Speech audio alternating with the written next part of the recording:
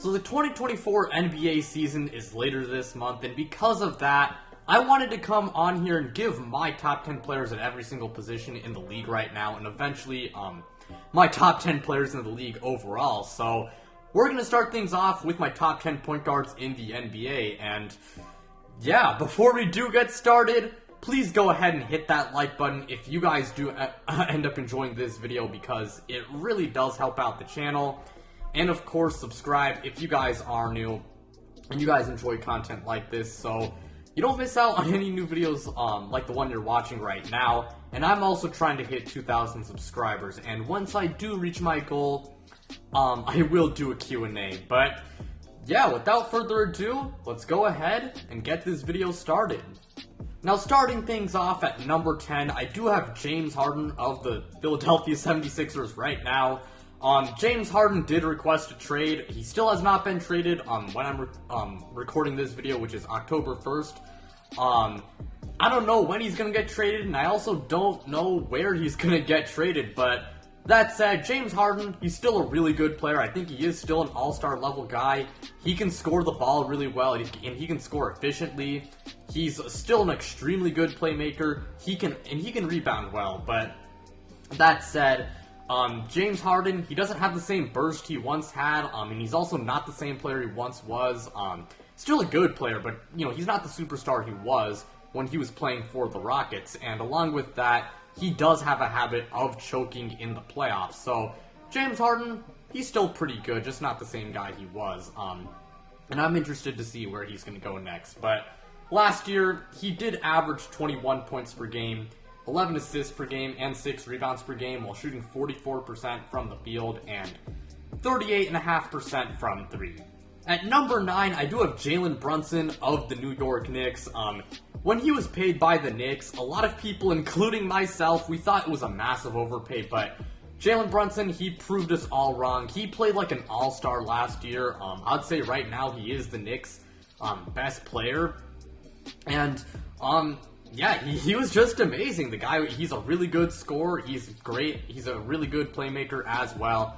He can shoot the ball well, and he was a massive reason why the Knicks had a bounce-back season in 2023, and he was amazing in the playoffs. I mean, he put up great numbers, and along with that, he did lead them to a playoff series victory when they beat the Cavs in 5 games, and then then they played the Heat, and they lost, I believe, 6 games, I want to say. But yeah, Jaylen Brunson, he was extremely good last year. I am interested to see what he's going to do in his second year with the Knicks, and I'm also interested to see, you know, how good can the Knicks be with him as their lead guy.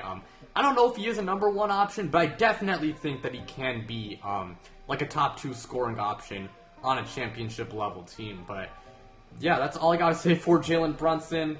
Last year, he did average 24 points per game and 6 assists, while shooting 49% from the field and 42% from 3.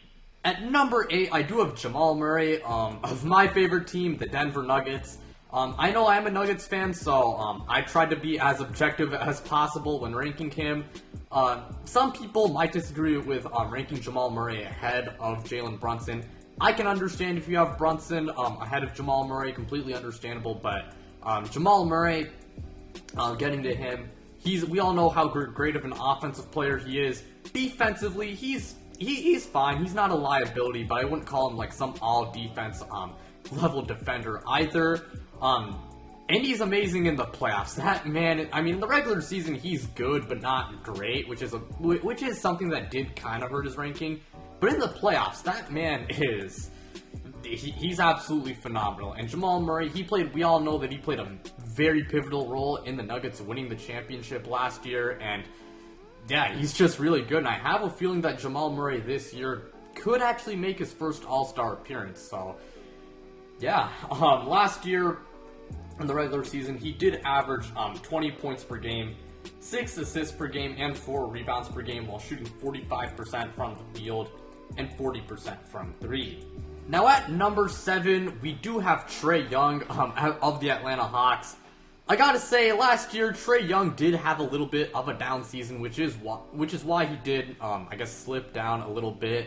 But that said, Trey Young is still one of the best point guards in the NBA. Still a fantastic scorer, a really good playmaker. I think he's still a really good shooter, and let's also not forget that Trey Young, he's pretty much the main reason why the Atlanta Hawks have actually been competitive the last few years. So, that said, Trey Young, he does have his flaws. Like, defensively, that man is terrible. Okay, I mean, I will be fair and say that he did improve a lot defensively last season, but he's still not that good of a defender. And along with that, he's not very good off-ball. And also, outside of 2021, he really hasn't led his team to a whole lot, team success-wise. But Trey Young, I do think he will bounce back next year. And while he did have a little bit of a down season in 2023, he's still a really good player. And last season, he did average 26 points per game, 10 assists per game, while shooting 43% from the field and 33.5% from 3. Now at number 6, I do have DeAaron Fox of the Sacramento Kings. DeAaron Fox, he was extremely good last year. He had a career season in 2023, and he led the Kings to their first playoff appearance since 2006, I believe. I mean, it was a long time, but yeah, DeAaron Fox, just superb last year. He's an extremely good slasher, great ball handler, amazing at scoring the ball. He's a good passer. He's a pretty solid mid-range shooter, and in his first playoff debut, and first playoff appearance ever, he was pretty solid outside of Game 7 against the Warriors. Game 7, he was pretty bad, I will say that. But that said, DeAaron Fox overall last year was extremely good. I will say, he's not the best defender or three-point shooter. I do hope that he does improve in those facets of the game. But that said, DeAaron Fox, he's absolutely amazing. And last year, he averaged 25 points per game, 6 assists per game, while shooting 51% from the field and 32% from 3. Now at number 5, we do have Damian Lillard of not the Portland Trailblazers anymore, the Milwaukee Bucks. Damian Lillard, he was traded to the Bucks a few days ago when I'm recording this. I mean, he is still one of the best players in the whole league. I mean, he's an elite 3-level scorer. He's a great playmaker, and when he was on Portland, he was pretty much trying to keep that team's head above water. I mean, he was the one keeping them competitive when they were actually a solid team. Damian Lillard, I think we're all aware of how good he is. He's one of the best point guards in the league. I mean, he's not a perfect player by any means. He isn't the best defender, and I will say he did miss a decent chunk of time in the previous 2 seasons. And I will say the Blazers last year were not very good. But that said, Damian Lillard, again, there really isn't much to say about him besides the fact that he's still an all-NBA level guard. And I'm excited to see what he's going to do with Giannis. I mean, him and Giannis, I think they're going to form a really scary duo. But last season, he did average 32 points per game and 7 assists, while also shooting 46% from the field and 37% from 3. Now at number 4, we do have Ja Morant of the Memphis Grizzlies. Ja Morant has quickly become one of the best point guards in the league. I mean, we're all aware of just how good of a slasher he is. Really good at attacking the rim. Has so many almost dunk attempts. He's a great scorer, great playmaker, and he's also been a massive reason why the Grizzlies have become one of the best teams in the league over the past few seasons. Now I will say, Ja Morant, he isn't the best defender or three-point shooter like De'Aaron Fox, but then again, that is something a lot of slashing guards do struggle with. And along with that, Ja Morant, in the elimination game between the Grizzlies and the Lakers last year, he was absolutely terrible. But to be fair, pretty much everyone on the whole Grizzlies squad was terrible. But yeah, Ja Morant, still a really good player, but Ja, I mean, also, don't flash guns on Instagram Live. I don't know what you're doing. Trying to do that. But yeah, Ja Morant, he will miss the first 25 games of the year, but he's extremely good. And last year, he did average 26 points per game, 8 assists per game, 5 rebounds per game, while shooting 47% from the field. At number 3, we do have Shay GilAlexander of the Oklahoma City Thunder. Shay, he absolutely ascended last year. He was superb and played like a borderline top 10 player in the league last season. He was just phenomenal. I mean, the man is an absolute bucket, terrific scorer. He averaged over 30 points per game last year. He's a pretty good playmaker. And last year, the Thunder, they did make the play-in tournament, so they are starting to improve as a team.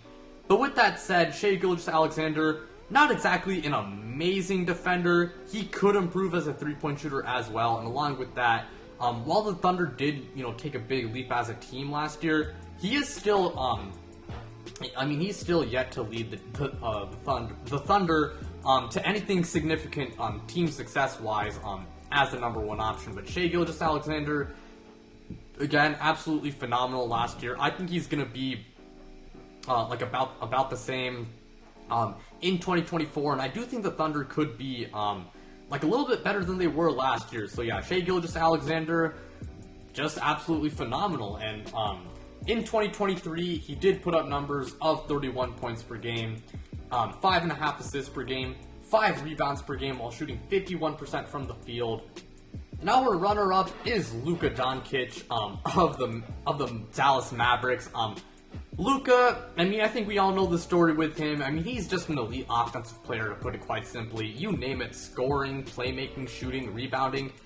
He's elite in almost every single aspect of the game offensively.